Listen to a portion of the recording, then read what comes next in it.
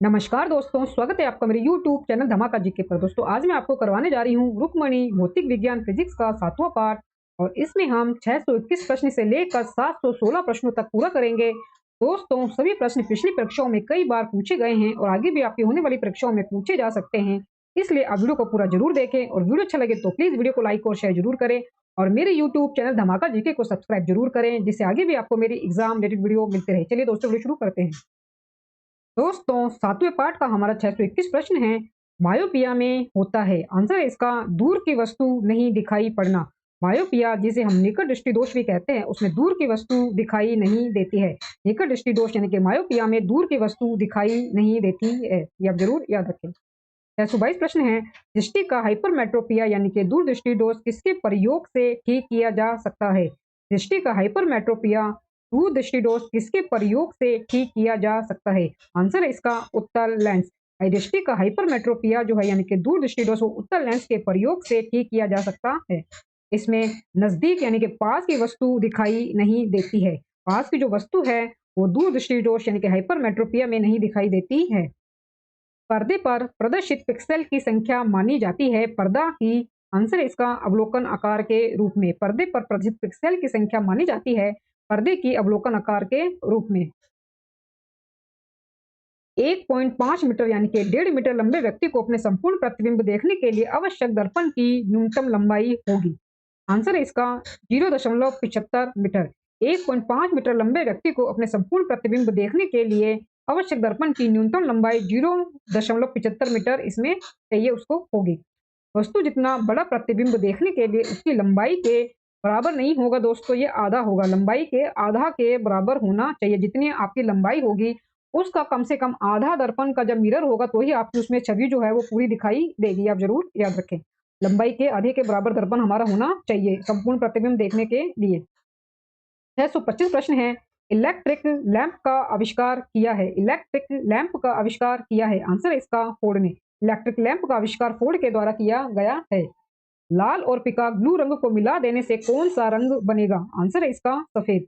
लाल और पीका ब्लू रंग मिला देने से सफेद रंग बनता है, आप जरूर याद रखें। इंद्रधनुष में किस रंग का विक्षेपण अधिक होता है। इंद्रधनुष में किस रंग का विक्षेपण अधिक होता है। आंसर है इसका लाल। आंसर है इसका लाल रंग का। इंद्रधनुष में लाल रंग का विक्षेपण सबसे अधिक होता है। जब श्वेत प्रकाश प्रिज्म से होकर गुजरता है तो वह अपवर्तन के पश्चात प्रिज्म के आधार के झुकने के साथ साथ 7 रंगों के प्रकाश में बट जाता है। इस प्रकार से प्राप्त रंगों की जो पट्टी है उसको वर्ण पट यानी कि स्पेक्ट्रम तथा इस घटना को वर्ण विक्षेपण यानी कि डिस्पर्शन ऑफ लाइट कहा जाता है। प्रिज्म में बैंगनी रंग का विक्षेपण सबसे अधिक एवं लाल रंग का विक्षेपण सबसे कम होता है। प्रिज्म में जो बैंगनी रंग है उसका विक्षेपण सबसे अधिक होगा, परंतु जो इंद्रधनुष होगा उसमें लाल रंग का विक्षेपण सबसे अधिक होगा। ये आप जरूर याद रखें। जब मैक संख्या 1 हो तो ध्वनि को डैश कहा जाता है, यानी कि ध्वनि को क्या कहा जाता है। आंसर है इसका ध्वनि। जब मैक संख्या 1 हो तो ध्वनि को ध्वनि कहा जाता है। किसी माध्यम में किसी पिंड की चाल के तथा उसी माध्यम में ताप एवं दाब की स्थिर परिस्थितियों में ध्वनि की चाल के अनुपात को इस वस्तु की इस माध्यम में मैक संख्या कहते हैं। जहां पर मैक संख्या बराबर होती है हमारी किसी माध्यम में पिंड की चाल बटे में उसी माध्यम में ध्वनि की चाल। ये मैक संख्या अगर आपको निकालनी हो तो आप ऐसे निकाल सकते हैं कि किसी माध्यम में पिंड की चाल बटे में उसी माध्यम में ध्वनि की चाल के बराबर। यदि मैक संख्या 1 से अधिक हो तो पिंड की चाल पराध्वनिक सुपरसोनिक तथा यदि मैक संख्या 5 से अधिक हो तो जो चाल है वो अति पराध्वनिक यानी कि हाइपरसोनिक कहलाती है। ये आप जरूर याद रखें। स्वर की गुणात्मकता आंसर है इसका विद्यमान अधिस्वर पर निर्भर करती है। स्वर की गुणात्मकता विद्यमान अधिस्वर पर निर्भर करती है। 630 प्रश्न दोस्तों, निम्नलिखित में से किसकी ध्वनि का तारतु पिच अधिक होगा। आंसर है इसका मच्छर की बिनबिनाहट का। मच्छर की बिनबिनाहट का जो ध्वनि है उसका जो तारतु है वो अधिक होता है, सबसे अधिक होता है। ध्वनि तारत्व के कारण जो ध्वनि है वो मोटी या फिर तीक्ष्ण होती है। तारत्व के कारण ध्वनि मोटी या फिर तीक्ष्ण होती है। ध्वनि की आवृत्ति अधिक होने पर तारत्व अधिक अतः ध्वनि पतली होती है। ध्वनि की आवृत्ति कम होने पर तारत्व कम अतः ध्वनि मोटी होती है। ध्वनि की आवृत्ति कम होने पर तारत्व कम अतः ध्वनि मोटी होती है। यह जरूर याद रखें। जब ध्वनि तरंगे पानी के अंतःपृष्ठीय भार से अपवर्तित होती हैं तो निम्न में से कौन अपवर्तित रहता है। आंसर है इसका आवृत्ति। जब ध्वनि तरंगे पानी के अंतःपृष्ठीय भार से अपवर्तित होती हैं तो आवृत्ति अपवर्तित होती है, आवृत्ति जो है वो अपवर्ती ही रहती है। ध्वनि हवा में तेजी से गति करेगी जब, आंसर है इसका आर्द्रता उच्च हो। ध्वनि हवा में तेजी से गति करेगी जब आर्द्रता है उच्च जो होती है, आर्द्रता जो है वो उच्च होती है। नमी युक्त वायु का घनत्व शुष्क वायु से कम होता है, अतः आर्द्र वायु में ध्वनि की चाल अधिक होती है।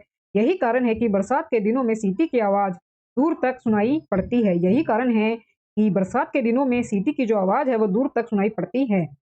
इस गुण धर्म के कारण पानी से भरे बर्तन में डुबाई गई छड़ी मुड़ी हुई प्रतीत होती है। आंसर इसका अपवर्तन, आंसर इसका अपवर्तन। प्रकाश के अपवर्तन के कारण पानी से भरे बर्तन में डुबाई गई छड़ी मुड़ी हुई प्रतीत होती है, यह जरूर याद रखें। 18 सेंटीमीटर की दूरी पर अलग अलग स्थित एक लैंप एवं एक पर्दे के बीच में एक लेंस इस तरह रखा जाता है कि पर्दे पर बनने वाली छाया लैंप से 3 गुनी हो, तो लैंप व लेंस के बीच की दूरी है, आंसर इसका 4.2 सेंटीमीटर, 4.2 सेंटीमीटर। इसमें ऑप्शन सी करेक्ट हमारा हो जाएगा। लैंप व लेंस के बीच की दूरी जो है वो 4.2 सेंटीमीटर इसमें रहेगी। निम्नलिखित में से किसकी वेदन क्षमता अधिक है, आंसर है इसका गामा किरणों की। गामा किरणों की वेदन क्षमता सबसे अधिक होती है और अल्फा किरणों की वेदन क्षमता कम होती है। नेक्स्ट क्वेश्चन है 3000 एंगस्ट्रॉम तरंग दैर्घ्य की प्रकाश तरंग की आवृत्ति होगी, आंसर है इसका 1 गुणा में 10 की पावर 15 हर्ज के। 3000 एंगस्ट्रॉम तरंग दैर्घ्य की प्रकाश तरंग की आवृत्ति 1 गुणा में 10 की पावर 15 हर्ज होती है, यह जरूर याद रखें।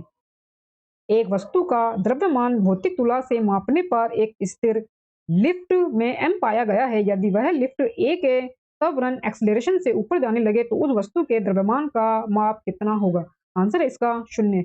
एक वस्तु का द्रव्यमान भौतिक तुला से मापने पर एक स्थिर लिफ्ट में m पाया जाता है। यदि वही लिफ्ट a के त्वरण एक्सेलरेशन से ऊपर जाने लगे तो वही वस्तु के द्रव्यमान का जो मान है वो 0 होगा, उसी वस्तु के द्रव्यमान का जो माप है वो 0 होगा।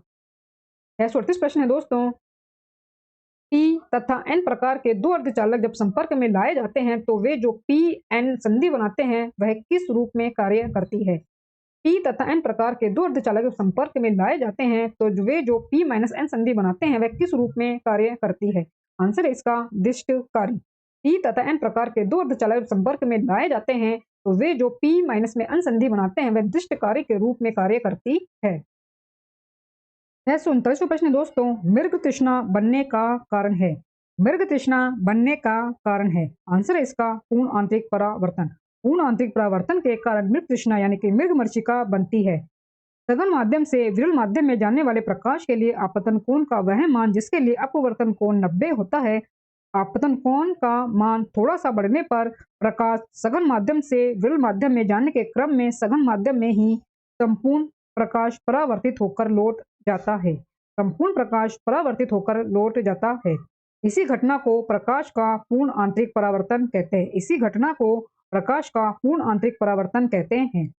जल में पड़ी हुई वस्तु का चमकीला दिखाई देना भी पूर्ण आंतरिक परावर्तन के कारण ही होता है। कालिक से पुता हुआ गोला जल में चमकता है। हीरे का चमकना भी पूर्ण आंतरिक परावर्तन का ही उदाहरण है।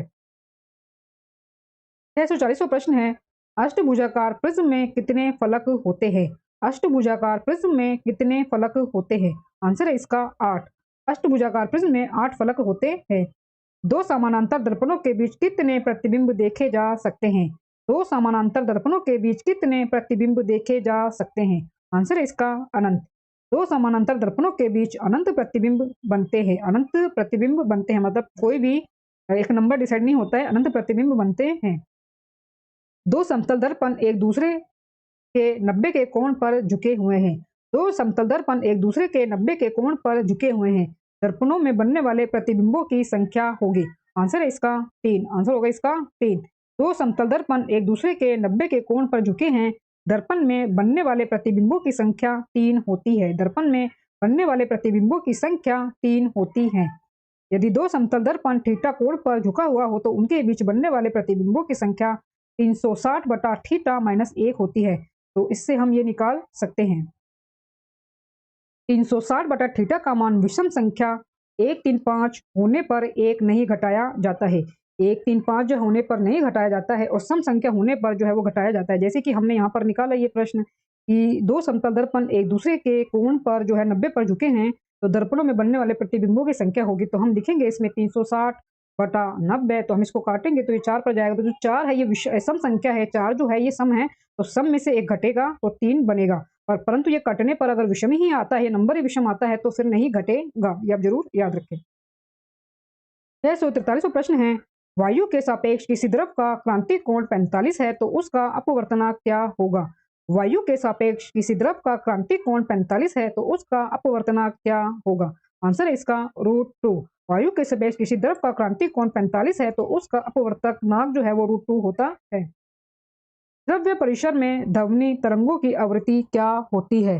द्रव्य परिसर में ध्वनि तरंगों की आवृत्ति क्या होती है? आंसर है इसका 20 हर्ट्ज से 20,000 हर्ट्ज तक। 20 हर्ट्ज से 20,000 हर्ट्ज तक। द्रव्य परिसर में ध्वनि तरंगों की आवृत्ति 20 हर्ट्ज से 20,000 हर्ट्ज के बीच होती है। 20 हर्ट्ज से नीचे की आवृत्ति वाली ध्वनि को अश्रव्य तरंगे कहते हैं। इसे जो मनुष्य है वो नहीं सुन सकता है। अश्रव्य तरंग इंफ्रासोनिक वेव्स के जो उदाहरण है वो होते हैं हृदय की धड़कन की आवृत्ति, भूचाल के समय पृथ्वी की लंबी तरंगे, ये सभी क्या है? अश्रव्य तरंगे। 20,000 हर्ट्ज से ऊपर की ध्वनि तरंग को पराश्रव्य तरंगे कहते हैं। इससे मनुष्य सुन नहीं सकता है। कुत्ता, बिल्ली, चमगादड़ आदि जो है वो पराश्रव्य तरंगों को सुन सकते हैं। चमगादड़ 1 लाख हर्ट्ज के ध्वनि को उत्पन्न कर सकता है और हम सुन भी सकता है। चमगादड़ जो है वो 1 लाख हर्ट्ज के ध्वनि को उत्पन्न कर भी सकता है और सुन भी सकता है। पराश्रव्य तरंगों का उपयोग बताया गया है आपको समुद्र की गहराई पता लगाने में, दूध के अंदर हानिकारक जीवाणुओं को नष्ट करने में, ट्यूमर का पता लगाने में, गठिया रोग के उपचार में, घड़ी के पार्ट पुर्जों को साफ करने में पराश्रव्य तरंगों का यह उपयोग होता है। पराश्रव्य तरंगे क्या है? पराश्रव्य तरंगे क्या है? आंसर है इसका श्रव्य आवृत्ति प्रसार से उच्च आवृत्ति वाली ध्वनि तरंगे। श्रव्य आवृत्ति प्रसार से उच्च आवृत्ति वाली ध्वनि तरंगों को पराश्रव्य तरंगे कहते हैं। जब किसी पिंड को द्रव में डुबोया जाता है तो उस पर कौन सा बल कारित हो जाता है? जब किसी पिंड को द्रव में डुबोया जाता है तो उस पर कौन सा बल कारित हो जाता है? आंसर है इसका उत्क्षेप। जब किसी पिंड को द्रव में डुबाया जाता है तो उस पर उत्क्षेप बल कारित हो जाता है। शरीर के अमावस्या एवं अन्य अंतरंगों का अन्वेषण करने वाली तकनीकी एंडोस्कोपी किस घटना पर आधारित है? शरीर के अमावस्या एवं अन्य अंतरंगों का अन्वेषण करने वाली तकनीक जो है एंडोस्कोपी वो किस घटना पर आधारित है? आंसर इसका पूर्ण आंतरिक परावर्तन पर। पूर्ण आंतरिक परावर्तन पर आधारित हमारे शरीर के अमाशय एवं अन्य तरंगों का अन्वेषण करने वाली तकनीक एंडोस्कोपी है। एक श्वेत तथा चिकनी सतह कैसी होती है? एक श्वेत तथा चिकनी सतह कैसी होती है? आंसर इसका ताप की खराब अवशोषक तथा अच्छी परावर्तक। एक श्वेत तथा चिकनी सतह ताप की खराब अवशोषक तथा अच्छी परावर्तक होती है। अच्छी परावर्तक होती है। ताप की प्रत्येक डिग्री सेल्सियस वृद्धि से वायु में ध्वनि का वेग बढ़ता है। ताप की प्रत्येक डिग्री सेल्सियस वृद्धि से वायु में ध्वनि का वेग बढ़ता है। आंसर है इसका 61 सेंटीमीटर पर सेकंड। ताप की प्रत्येक डिग्री सेल्सियस वृद्धि से वायु में ध्वनि का वेग 61 सेंटीमीटर पर सेकंड या 0.17 मीटर पर सेकंड बढ़ता है। किसी पात्र में द्रव की किसी मात्रा की आभासी गहराई 15 सेंटीमीटर है। यदि इसकी वास्तविक गहराई 20 सेंटीमीटर हो तब द्रव का अपवर्तनांक होगा। किसी पात्र में द्रव की किसी मात्रा की आभासी गहराई 15 सेंटीमीटर है और इसकी वास्तविक गहराई 20 सेंटीमीटर है तब द्रव का अपवर्तनांक होगा। आंसर है इसका 1.33। 1.33 जिसमें हम वास्तविक गहराई रखेंगे उन बटे में आभासी गहराई। वास्तविक गहराई हमारी 20 दी गई है और आभासी गहराई हमारी 15 सेंटीमीटर दी गई है। तो इससे हमारा द्रव का अपवर्तनांक जो है वो निकल के आ जाएगा। इससे हमारा जो द्रव का अपवर्तनांक है वो निकल के आ जाएगा 1.33 मीटर। फोकस आंख में किसके द्वारा सामंजस्य स्थापित करता है? फोकस जो है वो आंख में किसके द्वारा सामंजस्य स्थापित करता है? आंसर इसका पुतली द्वारा। फोकस पुतली द्वारा आंख में सामंजस्य स्थापित करता है। प्रयोगशाला उपकरणों को बनाने के लिए उपयोग में लिया गया कांच है पायरेक्स कांच। पायरेक्स जो कांच का उपयोग है वो प्रयोगशाला में उपकरणों को बनाने में होता है। ये आप जरूर याद रखें। मान लें कि M1 एवं M2 द्रव्यमान के दो पिंडों के बीच की दूरी r है। उनके बीच गुरुत्वीय आकर्षण बल होगा। आंसर है इसका ए। यहाँ पर गुरुत्वाकर्षण में दिया गया है M1 इंटू M2 बटे में R2। मान ले कि M1 एवं M2 द्रव्यमान के दो पिंडों के बीच की दूरी r है। उनके बीच गुरुत्वाकर्षणीय आकर्षण जो बल है वो M1 इंटू M2 बटे में R2 होगा। यह जरूर याद रखें। उत्तल लेंस द्वारा बना हुआ प्रतिबिंब किस प्रकार प्रभावित होगा? यदि लेंस का केंद्रीय हिस्सा काले कागज में लपेट दिया जाए। उत्तल लेंस द्वारा बना हुआ प्रतिबिंब किस प्रकार प्रभावित होगा यदि लेंस का केंद्रीय हिस्सा काले कागज में लपेट दिया जाए? आंसर है इसका प्रतिबिंब की प्रदीप्ति की तीव्रता कम हो जाएगी। प्रतिबिंब की प्रदीप्ति की जो तीव्रता है वो कम हो जाएगी। यदि उत्तल लेंस के केंद्रीय भाग में काला कागज लपेट दिया जाए तो प्रतिबिंब की प्रदीप्ति की तीव्रता कम हो जाएगी। जब प्रकाश की कोई किरण प्रकाशिता सघन माध्यम से विरल माध्यम की तरफ जाती है तो वह नॉर्मल से दूर मुड़ती है। जब प्रकाश की कोई किरण प्रकाशिता सघन माध्यम से विरल माध्यम की तरफ जाती है तो वह नॉर्मल से दूर मुड़ती है। संवहन कॉन्वेक्शन से संबंधित निम्न में से कौन सा वक्तव्य सही है? संवहन से संबंधित निम्न में से कौन सा जो वक्तव्य है, जो वाक्य या कथन है, ये सही है? आंसर है इसका बी। संवहन के अंतर्गत एक क्षेत्र से दूसरे क्षेत्र में करंट संचरण द्वारा गैस या द्रव्य में ऊष्मा अंतरण होता है। एक क्षेत्र से दूसरे क्षेत्र में करंट संचरण द्वारा गैस या द्रव्य में ऊष्मा अंतरण होता है। किसी माध्यम के अपवर्तनांक म्यू में निर्वात में प्रकाश की गति टी और उसी माध्यम में प्रकाश की गति वी के बीच सही संबंध क्या है? आंसर है इसका म्यू बराबर है सी बटे में वी, यानी कि अपवर्तनांक बराबर होगा प्रकाश की गति बटे में उस माध्यम में प्रकाश की गति के। जब ध्वनि तरंगे वायु से पानी की ओर गमन करती हैं तब निम्नलिखित किस परिणाम में परिवर्तन नहीं होगा? जब ध्वनि तरंगे वायु से पानी की ओर गमन करती हैं तब निम्नलिखित में से किस परिणाम में परिवर्तन नहीं होगा? आंसर है इसका आवृत्ति। जब ध्वनि तरंगे वायु से पानी की ओर गमन करती हैं तब उसके आवृत्ति में कोई परिवर्तन नहीं होता है। सरल आवर्त गति में स्थित रहता है। आंसर है इसका आवर्तकाल। सरल आवर्त गति में आवर्तकाल स्थित रहता है। सरल आवर्त गति में आवर्तकाल स्थित रहता है। अवश्रव्य ध्वनि सुनी जा सकती है। अवश्रव्य ध्वनि सुनी जा सकती है। आंसर है इसका कुत्तों द्वारा अवश्रव्य ध्वनि सुनी जा सकती है, यानी कि पराश्रव्य तरंगे हम जिन्हें कहते हैं, अवश्रव्य ध्वनि सुनी जा सकती है। कार्बन माइक्रोफोन एक परिवर्ती, आंसर है इसका परत्व युक्ति है। कार्बन माइक्रोफोन एक परत्व युक्ति है। डायोड का प्रयोग होता है। डायोड का प्रयोग होता है। आंसर है इसका ये सभी में। ट्रायोड का प्रयोग इन सभी के रूप में होता है। इसका निर्माण ली डी फॉरेस्ट ने किया। इसमें 3 इलेक्ट्रोड होते हैं। प्लेट व तंतु के बीच ग्रिड का उपयोग होता है। इसका उपयोग एम्पलीफायर, ट्रांसमीटर एवं संसूचक के रूप में होता है। निम्नलिखित में से किस यंत्र में यांत्रिक ऊर्जा वैद्युत ऊर्जा में परिवर्तित होती है? निम्नलिखित में से किस यंत्र में यांत्रिक ऊर्जा वैद्युत ऊर्जा में परिवर्तित होती है? आंसर है इसका इनमें से कोई नहीं।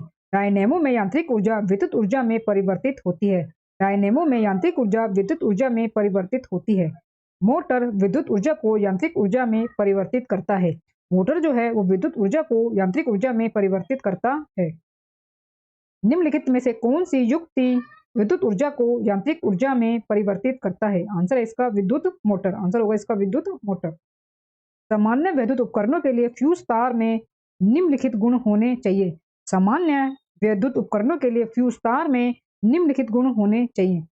आंसर है इसका 2 और 3 पतला तार और निम्न गलनांक मिश्र धातु। फ्यूज जो तार है वो पतला तार एवं निम्न गलनांक का मिश्र धातु होता है।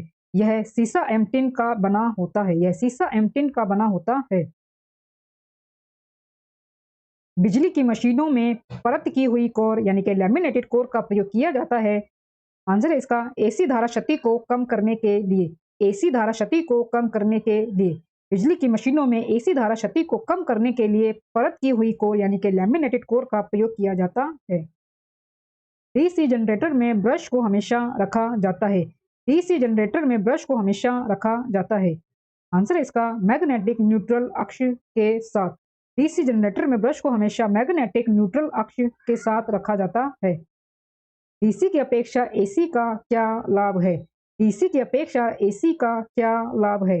आंसर है इसका न्यूनतम शक्ति क्षय के साथ इसका संचरण लंबी दूरी के लिए किया जा सकता है। डीसी की अपेक्षा एसी न्यूनतम शक्ति क्षय के साथ संचरण लंबी दूरी के लिए किया जा सकता है। यदि विद्युत प्रवाह वोल्टेज 90 डिग्री से फेज के बाहर है तो पावर होगी। यदि विद्युत प्रवाह वोल्टेज 90 डिग्री से फेज के बाहर है तो पावर होगी। आंसर है इसका 0।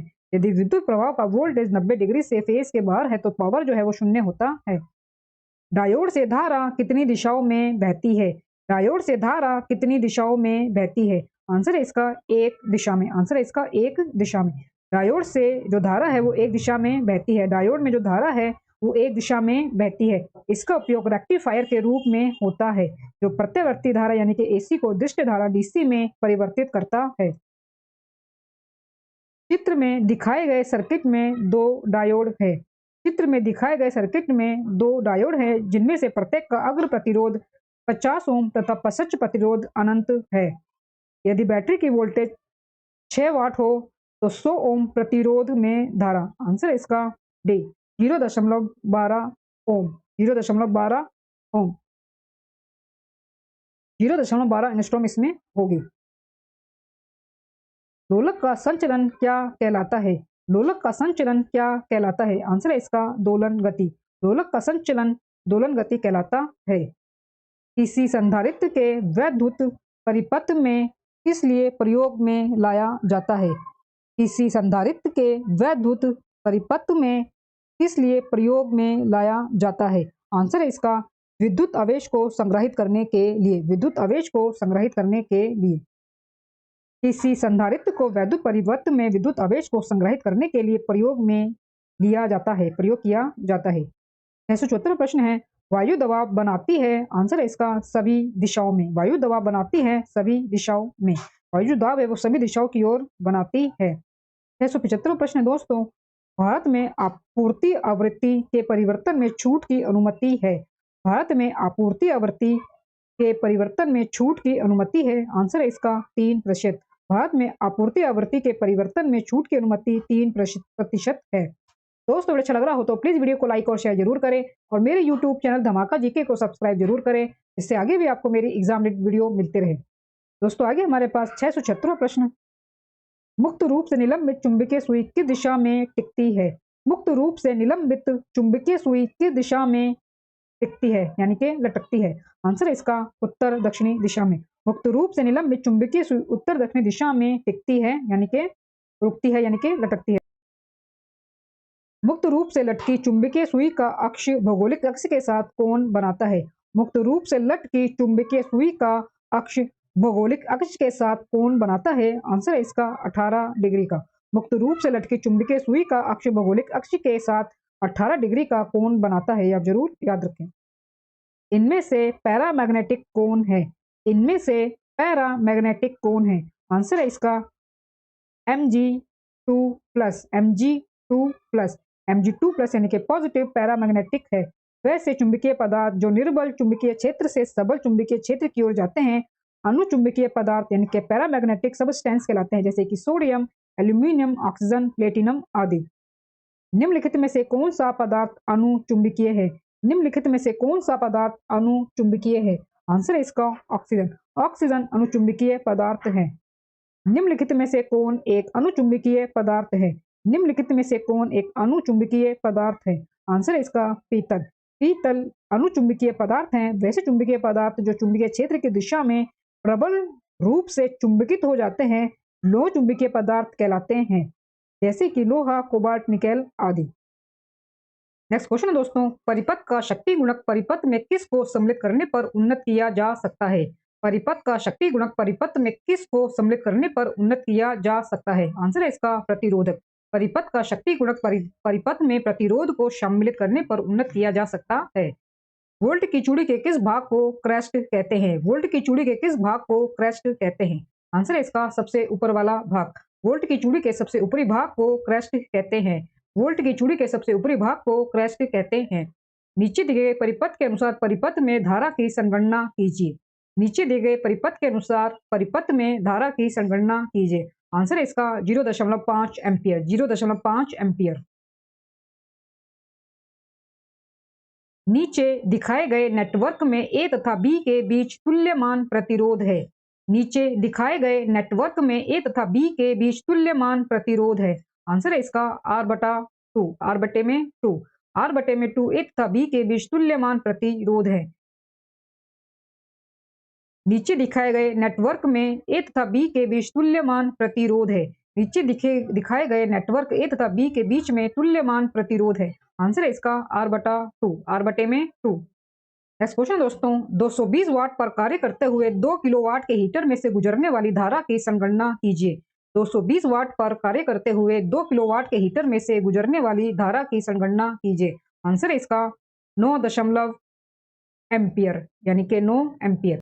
220 वाट पर कार्य करते हुए 2 किलोवाट के हीटर में से गुजरने वाली धारा 9 एम्पियर है। यहाँ पर वाट हमें 200 वाट दे रखा है और पावर हमारा कुल 2 किलोवाट पर हीटर का है, तो 2000 ये हमारा हो जाएगा 2 गुना में। इसको हम 1000 से गुना कर देंगे तो पूरा हमारा ये वाट में चेंज हो जाएगा और इसको हम इसी 200 वाट से भाग देंगे तो हमारा लगभग इतना आंसर ये आ जाएगा।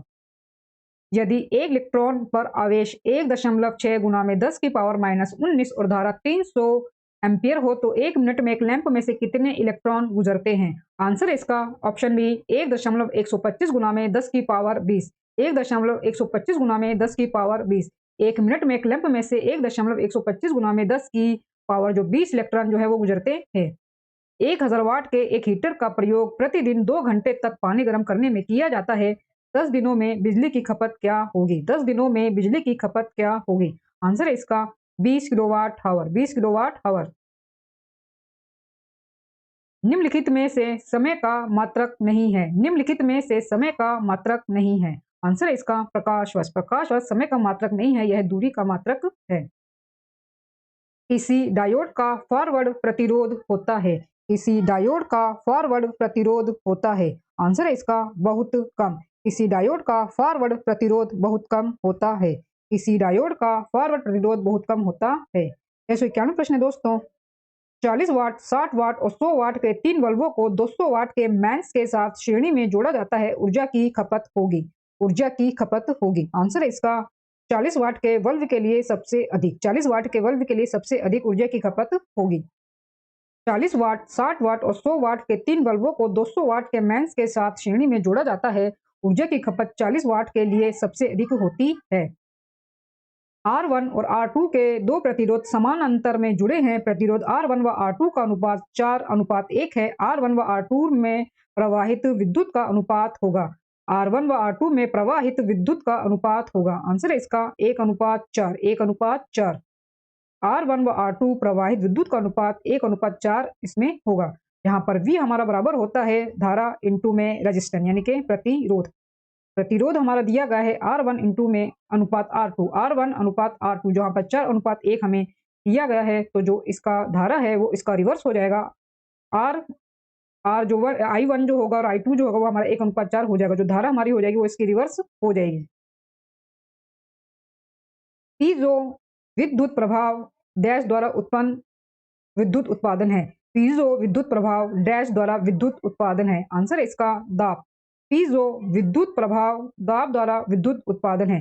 पीजो विद्युत प्रभाव दाब द्वारा विद्युत उत्पादन है। दाब के द्वारा जो की गई बिजली का जो उत्पादन होता है वो पीजो विद्युत प्रभाव कहलाता है।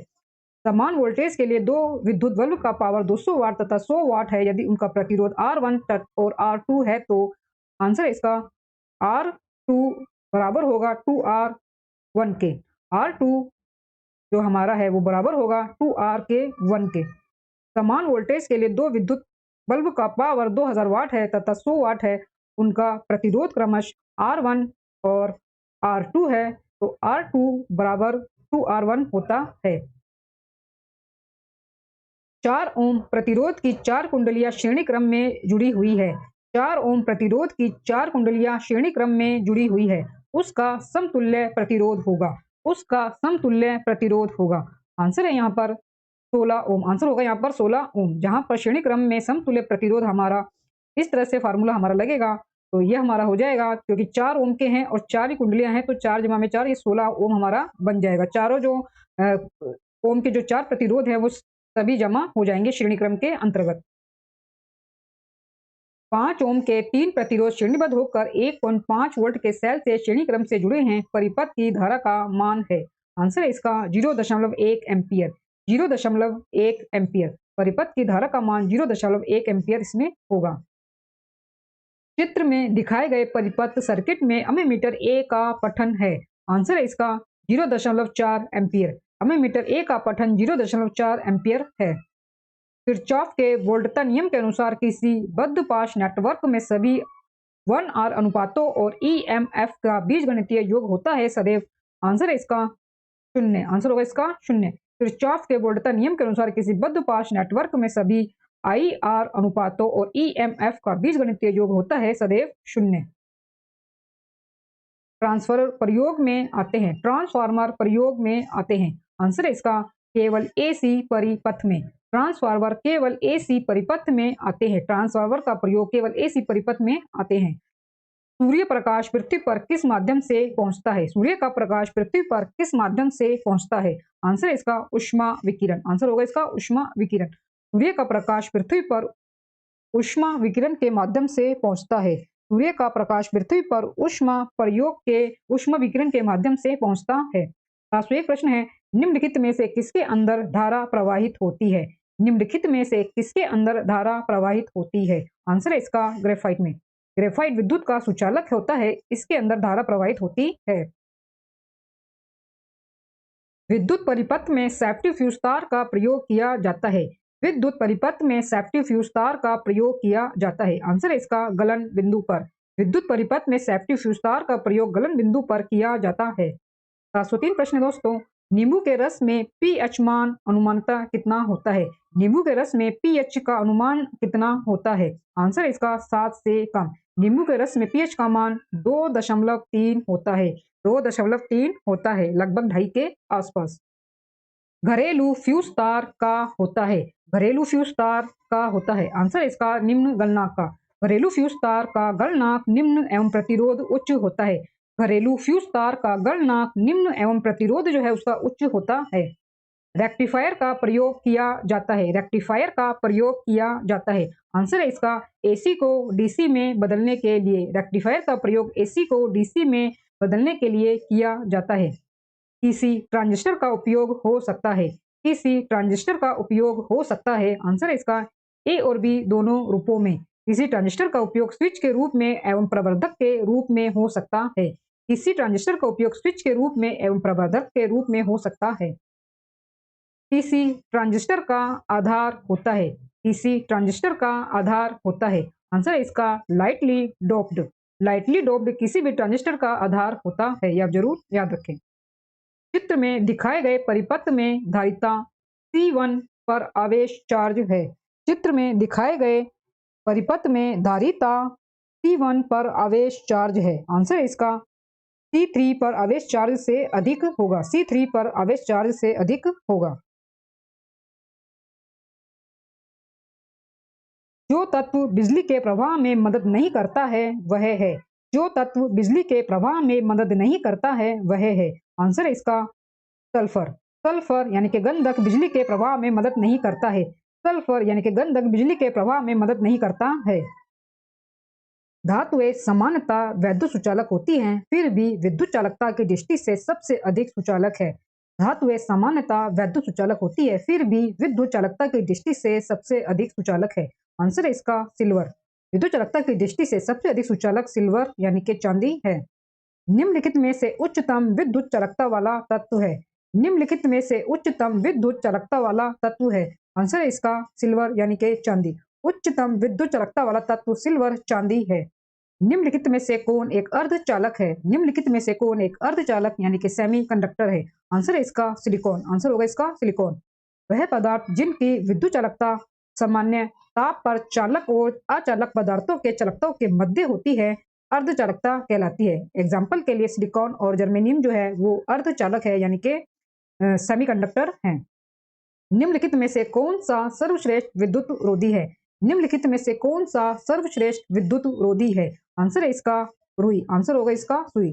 सर्वश्रेष्ठ जो है वो रुई विद्युत रोधी है। एक कैपेसिटर को EMFE तथा कतिपय आंतरिक प्रतिरोध के एक सेल के साथ जोड़कर पूर्णतः आवेशित किया जाता है।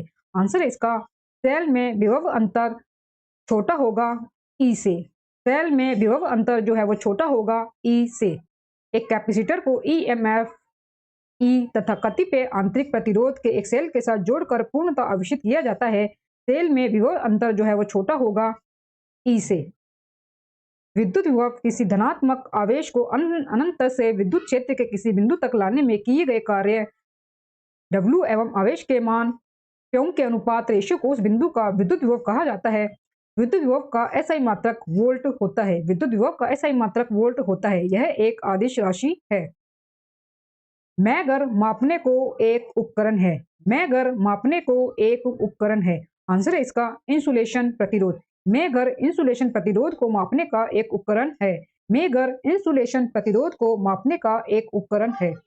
दोस्तों हमारे सामने अब अंतिम प्रश्न 716 प्रश्न। वह आपूर्ति जो कंडेंसर से होकर नहीं गुजर सकती है वह है। वह आपूर्ति जो कंडेंसर से होकर नहीं गुजर सकती है वह है। आंसर है इसका डीसी आपूर्ति। डीसी आपूर्ति कंडेंसर से होकर नहीं गुजर सकती है। डीसी आपूर्ति कंडेंसर से होकर नहीं गुजर सकती है। दोस्तों इसी अंतिम प्रश्न के साथ रुक्मणी भौतिक विज्ञान फिजिक्स का हमारा 7वां पार्ट पूरा होता है। दोस्तों वीडियो अच्छा लगा हो तो प्लीज वीडियो को लाइक और शेयर जरूर करें और मेरे यूट्यूब चैनल धमाका जीके को सब्सक्राइब जरूर करें, जिससे आगे भी आपको मेरी एग्जाम रिलेटेड वीडियो मिलती रहे। दोस्तों मिलते हैं नेक्स्ट वीडियो में टॉपिक के साथ, तब तक के लिए धन्यवाद।